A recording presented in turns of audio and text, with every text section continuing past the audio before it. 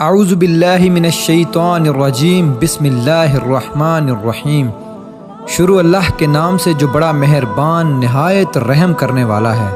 قرب قیامت کا ایک ایسا فتنہ جس کا خوف اور دبدبہ ہر زمانے میں پایا جاتا تھا۔ اس فتنے کا ذکر اگر صحابہ کرام کی مجلس میں ہو جاتا تو صحابہ زاروں قطار رونا شروع کر دیتے اور اس فتنے سے اللہ پاک کی پناہ مانگتے۔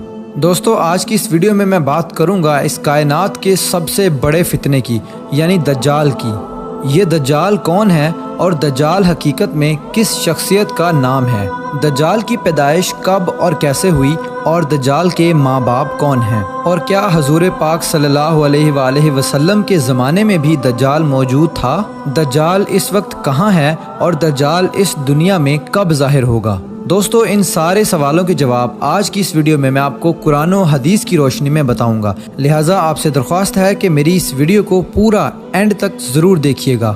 دوستو، نبی پاک صلی اللہ علیہ وآلہ وسلم نے ارشاد فرمایا کہ قیامت اس وقت تک قائم نہیں ہوگی جب تک کہ دجال اس دنیا میں ظاہر نہ ہو جائے۔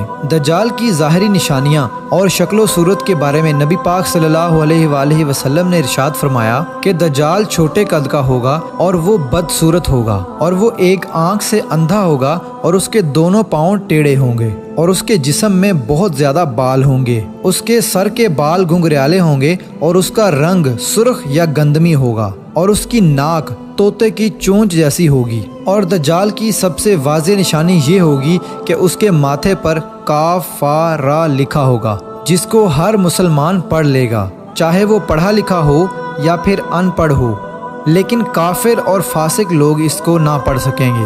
دوستو، دجال جب اس دنیا میں ظاہر ہوگا تو لوگوں کے سامنے وہ پرہیزگار بن کر رہے گا تاکہ لوگ زیادہ سے زیادہ اس کی پیروی کریں، لیکن اندر سے وہ کافروں کی طرح ظالم ہوگا۔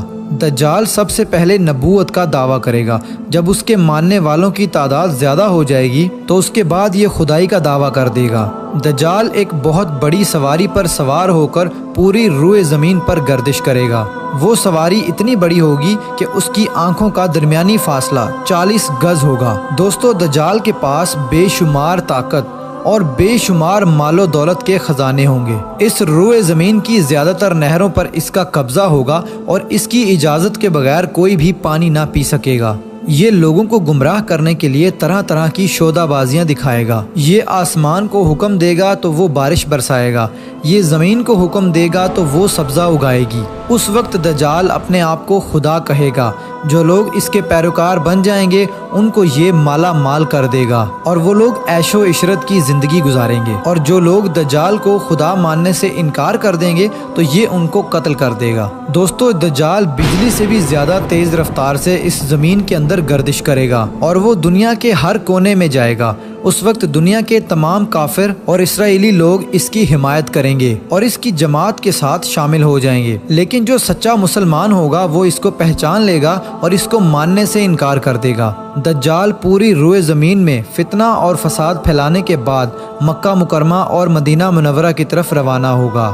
جب یہ مکہ میں داخل ہونے کی کوشش کرے گا تو اس کو مکہ میں داخل ہونے سے روک دیا جائے گا اور آخرکار مکہ سے ذلیل و خوار ہو کر مدینہ منورہ کی طرف جائے گا۔ اس وقت مدینہ منورہ کے 7 دروازے ہوں گے اور ہر دروازے پر اللہ تبارک و تعالیٰ کی طرف سے ایک نگہبان فرشتہ مقرر ہوگا جو اس کو مدینہ منورہ میں داخل ہونے نہیں دے گا۔ اس وقت دجال مکہ اور مدینہ کے باہر کھڑے ہو کر ایک خوفناک چیخ مارے گا۔ اس وقت مکہ اور مدینہ کے اندر جو بھی لوگ منافقین ہوں گے وہ اس کی آواز سن کر باہر نکل آئیں گے اور دجال کے گروہ میں شامل ہو جائیں گے۔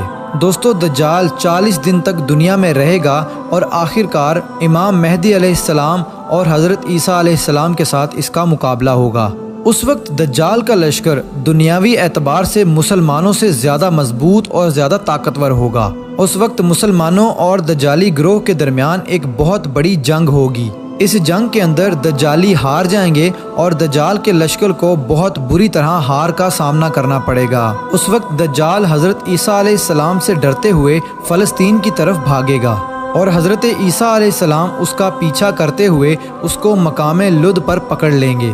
اور اللہ تبارک و تعالیٰ کے حکم سے دجال کو قتل کر دیں گے۔ دوستو اب بات کرتے ہیں کہ دجال کون ہے اور اس کے ماں باپ کون ہیں۔ دجال کی پیدائش کے متعلق مختلف روایات ملتی ہیں، جیسا کہ نبی پاک صلی اللہ علیہ وآلہ وسلم کے دور کی بات ہے کہ جب مسلمان مکہ سے مدینہ کی طرف ہجرت کر رہے تھے کہ انہی دنوں میں مدینہ کے اندر ایک یہودی عورت نے ایک بچے کو جنم دیا جو کہ پیدائشی کانا تھا۔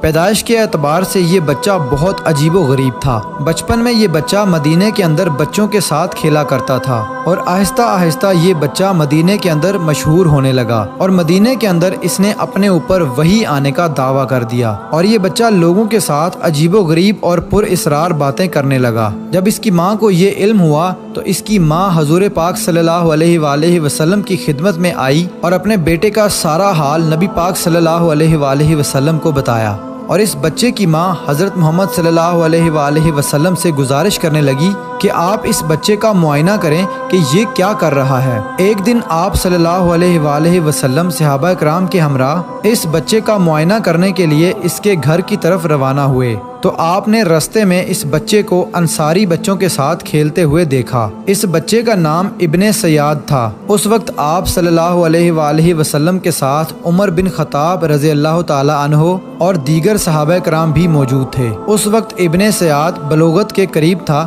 لیکن جوان نہیں ہوا تھا۔ آپ صلی اللہ علیہ وآلہ وسلم اس کے قریب گئے لیکن اس کو پتہ نہ چلا تو آپ صلی اللہ علیہ وآلہ وسلم نے اس کی کمر پر ایک ضرب لگائی اور ابن سیاد سے فرمایا کہ کیا تم گواہی دیتے ہو کہ میں اللہ کا رسول ہوں؟ تو ابن سیاد نے آپ صلی اللہ علیہ وآلہ وسلم کی طرف دیکھا اور کہا کہ میں گواہی دیتا ہوں کہ آپ اللہ کے رسول ہیں۔ پھر ابن سیاد نے آپ صلی اللہ علیہ وآلہ وسلم سے کہا کہ کیا آپ گواہی دیتے ہیں کہ میں اللہ کا رسول ہوں؟ تو آپ صلی اللہ علیہ وآلہ وسلم نے ابن سیاد کو چھوڑ دیا اور فرمایا کہ میں اللہ اور اس کے رسولوں پر ایمان لایا۔ اس کے بعد آپ صلی اللہ علیہ وآلہ وسلم نے ابن سیاد سے پوچھا کہ تو کیا دیکھتا ہے؟ تو ابن سیاد نے کہا کہ میں سمندر پر عرش دیکھتا ہوں۔ تو اس وقت آپ صلی اللہ علیہ وآلہ وسلم نے ارشاد فرمایا کہ وہ ابلیس کی چال ہے۔ تو اس وقت ابن سیاد نے حضرت محمد صلی اللہ علیہ وآلہ وسلم کو بتایا کہ میرے پاس سچی اور جھوٹی خبریں آتی ہیں۔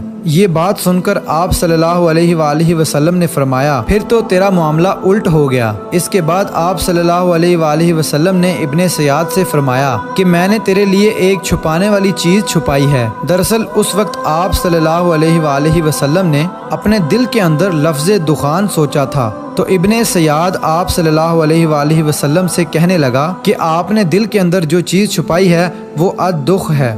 تو اس پر آپ صلی اللہ علیہ وآلہ وسلم نے ارشاد فرمایا کہ ذلیل ہو جا، تیری قدرت بڑھ نہیں سکتی۔ اس وقت حضرت عمر رضی اللہ تعالی عنہ نے فرمایا کہ اگر آپ مجھے اجازت دیں تو میں اس کی گردن اڑا دوں۔ اس وقت آپ صلی اللہ علیہ وآلہ وسلم نے ارشاد فرمایا کہ اسے چھوڑ دو، کہ اگر تو یہ سچا ہے تو اسے قتل نہیں کر سکتا اور اگر یہ جھوٹا ہے تو اسے قتل کرنے میں کوئی بھلائی نہیں۔ دوستو مدینے کے لوگ ابن سیاد کے بارے میں کہا کرتے تھے کہ بعض شیاطین اس کے پاس آتے تھے جو اسے عرش الہی کی خبریں دیا کرتے تھے، جبکہ آپ صلی اللہ علیہ وآلہ وسلم نے ابن سیاد کے بارے میں سکونت اختیار کی ہے، کیونکہ آپ صلی اللہ علیہ وآلہ وسلم کی طرف یہ وحی نہیں کی گئی کہ ابن سیاد کی حقیقت کیا ہے، جبکہ بعض لوگ ابن سیاد کو ہی دجال مانتے ہیں اور چند صحابہ کرام کا خیال بھی یہی تھا۔ اور ایک دوسری روایت میں ملتا ہے کہ حضرت عمر رضی اللہ تعالی عنہ آپ صلی اللہ علیہ وآلہ وسلم کے سامنے ابن سیاد کو دجال کہا کرتے تھے، لیکن آپ صلی اللہ علیہ وآلہ وسلم نہ ہی اس بات کا اقرار کرتے اور نہ ہی انکار کرتے۔ دوستو ابن سیاد کے اندر ایسی بہت ساری نشانیاں موجود تھی جو کہ ہو بہو دجال کی نشانیاں تھی۔ یہی وجہ ہے کہ اس دور کے اندر صحابہ کرام بھی ابن سیاد کو دجال کہا کرتے تھے، اور بعض مفسرین کا یہ کہنا ہے کہ ابن سیاد ہی وہ شخص ہے جو قیامت کے قریب دجال بن کر ظاہر ہوگا۔ حضرت ابو سعید خدری رضی اللہ تعالی عنہ بیان کرتے ہیں کہ ابن سیاد مجھ سے کہنے لگا کہ میں دجال کے ماں باپ کو بھی جانتا ہوں اور دجال کو بھی جانتا ہوں۔ تو اس وقت حضرت ابو سعید خدری رضی اللہ تعالی عنہ نے ابن سیاد سے کہا کہ کیا تو اس بات کو پسند کرتا ہے کہ تو ہی دجال ہو؟ تو اس وقت ابن سیاد نے کہا کہ اگر مجھے دجال بنایا گیا تو میں اس بات کو ناپسند نہیں کروں گا کہ میں دجال بنوں، یعنی کہ میں دجال بننا پسند کروں گا۔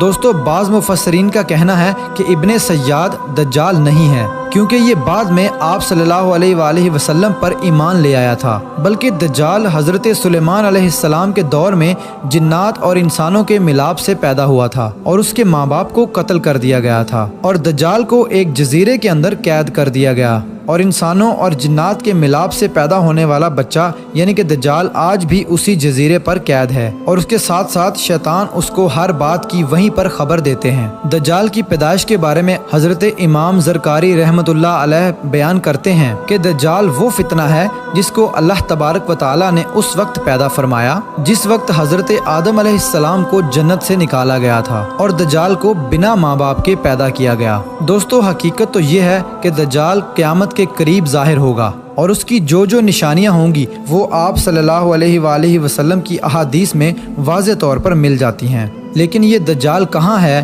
اور یہ کہاں سے آیا، اور یہ کیسے پیدا ہوا، اور اس کے ماں باپ حقیقی طور پر کون ہیں، اس کے بارے میں کسی کو کوئی علم نہیں ہے۔